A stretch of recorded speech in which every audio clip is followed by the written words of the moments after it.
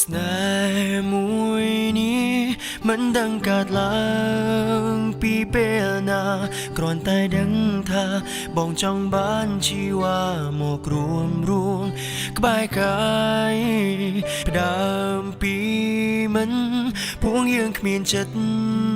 ស្រឡាញ់តែក្នុងពេលនេះបងត្រូវចងចាំមិនស្រឡាញ់បងធ្វើមិនបាន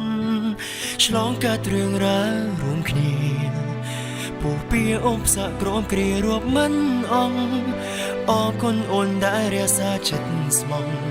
មិនដងដៃចោលរូបបងក្នុងគ្រាលំបាំងអូនជាមនុស្សស្រីធម្មតាដែលរូបបងចង់ផ្ញើសង្ខារផ្ញើទាំងកៅនេត្រាបងសុំសន្យាមិនទៅណាមើលថែអូនរហូតទៅពីពេលនេះដល់ដងហាមចុងក្រោយបងមិនបណ្ដោយឲ្យអូនឃ្លាតពីទ្រូងមើលថែគ្នាលោកសូនដល់ចាំកោក្រងអូននឹងបងជាប្តីប្រពន្ធអូនជាមនុស្សជាធម្មតាដែលរូបបងចង់ផ្ញើសង្ខារ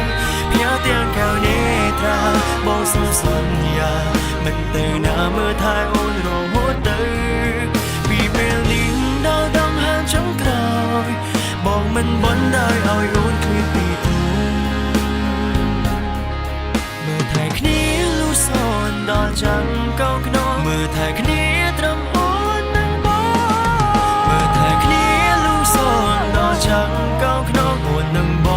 ងជាប្តីប្រពន្ធគ្រប់ជាតិ